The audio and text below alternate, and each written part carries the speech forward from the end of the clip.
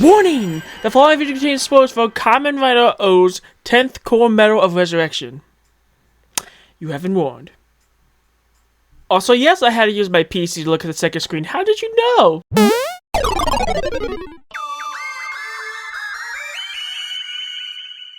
What's going on, it's Team Shout? It's Fake Galaxy Cat, Mr. Galaxy, back again in a video, and I'm not saying what we're going to review again, because I literally just said it in the spoiler thing. But in all seriousness though, this will literally change the way you see the character of OOO's, like, in general. So if you have not seen the movie, go ahead and watch it and be sad at the end of the movie, then come back here and watch the film. If you haven't seen the movie or just don't care to see the film, stick around and I'm gonna spoil everything for you. But before we begin, no, I'm not doing a sponsor because look at my subscriber. Do you think I'm actually sponsored by anything? I just want to mention that I have not finished Kamen Rider OOO's yet. Before you guys go like, you can't review this movie.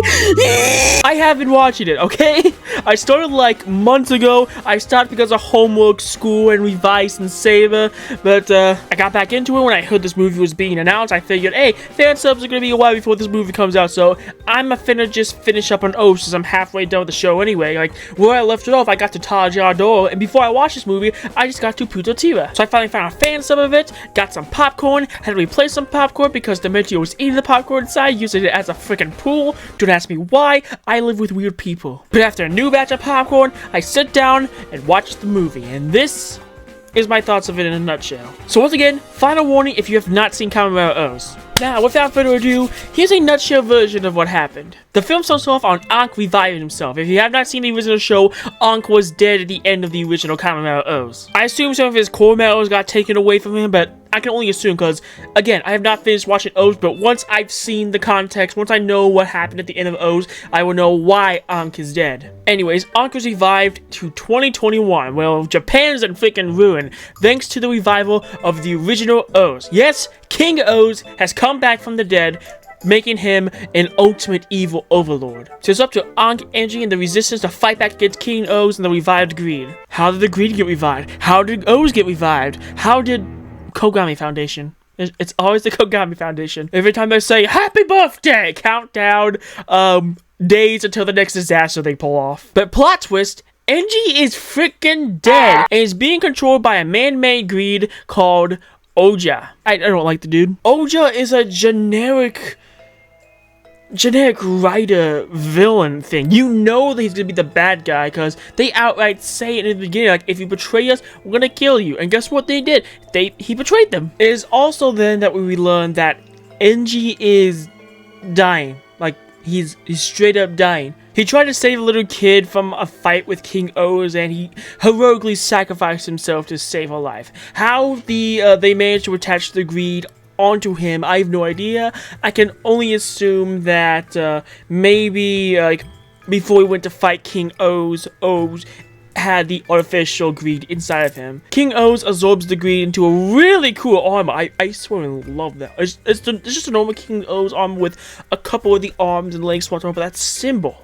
That is terrifying. That is creepy. They fight King OOO's. They're about to lose. They take the Putotira combo. Not Engie henshins into the Putotira formation. Kills King OOO's. Absorbs all the medals to become Kamen Rider Godai, which is a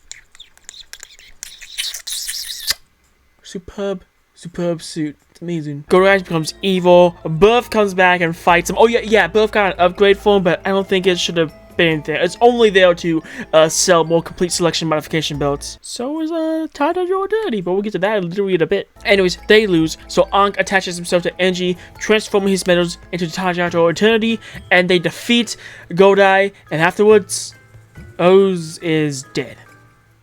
Nope. I'm not joking. Like, dead. Just dead.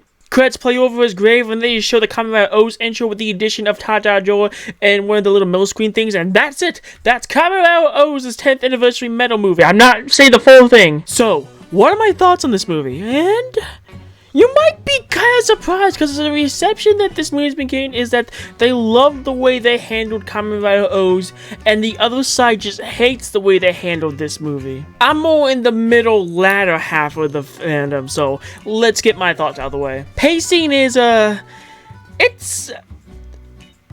too fast and too slow sometimes. The filmmakers want to take their time with this film to build up tension, but the runtime of 52 minutes just won't let them. Like, we literally have a scene of the greed just vibing until King O's absorbed them, and they're no longer in the film for the rest of the movie. And remember when I mentioned birth, like near the end of my explanation of the movie in that show? Birth is fighting King O's. They lose. Hey, get the thing. Okay, they rush back. They come back like 20 minutes later with 2 birth drivers, one that allows them to use combos, and my click-clacks fell down.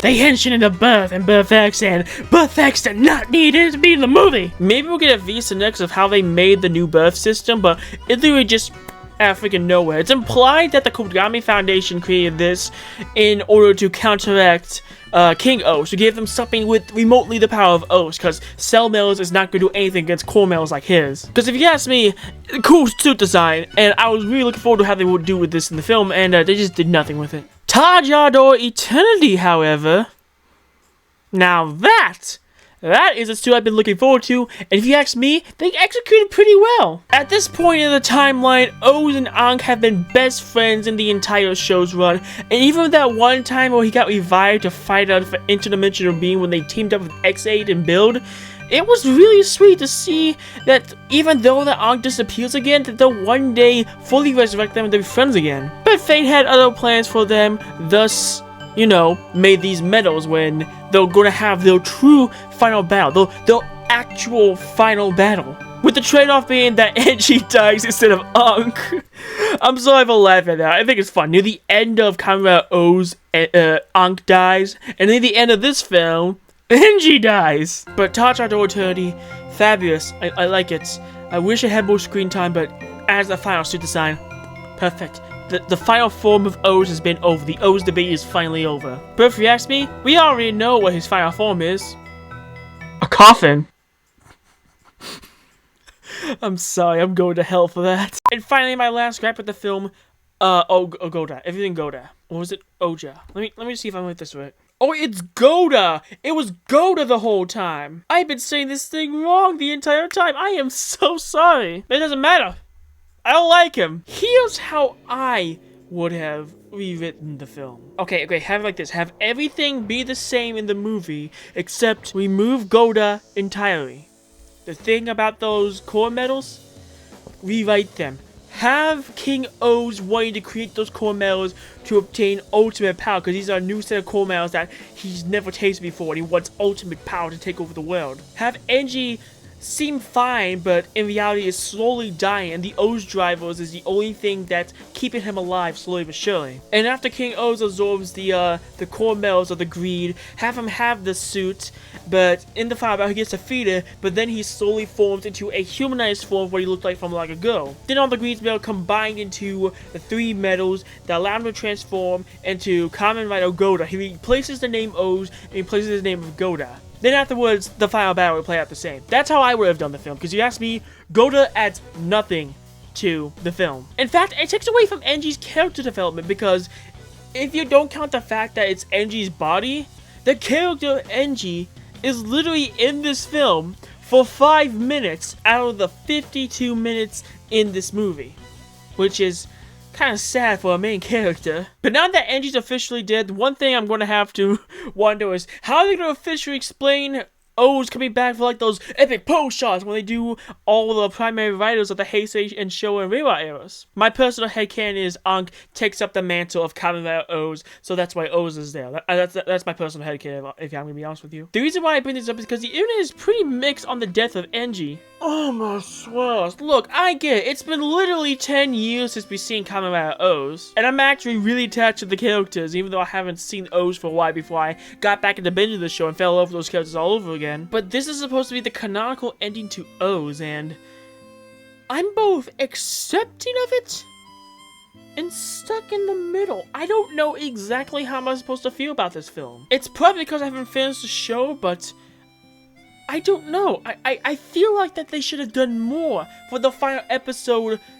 of Kamen Rider O's. For this to be the canonical ending of O's and Engie in general, what's next? Are they gonna try to kill off Double again? Maybe they take a crack at Guy Man's God state. Hell, next thing you're gonna tell me is that they're gonna kill off Decade.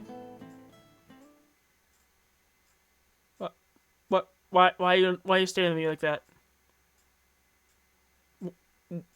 Why? Oh god, they actually did they? Look, the point is, maybe some time should be taken to process what's been happening. I don't know, maybe I should just stop and think. Because it's not about the destination, it's about the journey. OOO has always been a show about desires and stuff like that. Because every time I watch the show, I know it's a Japanese kids show, but what Japanese kids show, or kids show in general, makes you think about human desire and how twisted and corrupt they can become? Every time I watch the show, I'm like, wow, that's really interesting. I haven't thought of it like that before. So maybe our desire to see a more happier ending is what blocking us from the intent that they're going for. Because we're always like Kogami, wanting a birth of a new hero and a beautiful, beautiful happy ending that continues to go on forever, where we should be like Dr. Maki. Dr. Maki. I'm sorry, I had way too much sugar before we recorded this video. Like, we should be celebrating the end. It's a beautiful, beautiful end. They don't do anything to lighten the mood or anything when Enji is dying. They're only saying some quotes from the past that has new context now, and they're legitimate sad. Everyone is sad that he is dying, and everyone is quiet. Shortly after they die, they look into the twilight falling sunset as they realize that they've won the war. The greed is finally gone, but at what cost? The life of someone very dear that always reaches his hand out to those in need. It's something we can't accept since this is the end of OOO's, but it's something we might have to. Well, sort of. I mean, we're still gonna see the freaking costume and conventions and stuff like that, but I'm just saying, it's like a perfect conclusion if you ask me. Don't shoot the messenger. I'm just a messenger! Ah! Oh, that hurts. I'm lucky I'm half slime though. Anyways, I give this movie a rank B. While the pacing is off here and there, it more than makes up for it with the character interactions that Anki and Enji have when they have their moments together. Plus, Tajado Eternity. Mwah! A perfect suit and the best final form of OOO's, the official final form. Putotio may be the final form, but this is a definitive conclusion of a perfect final form. That in a coffin. If you're a fan of Kamen Rider OOO's, then I highly recommend this movie. But if you're afraid of letting go of the man who reaches out to everyone, maybe it's not for you until you finally get an opportunity to let it happen.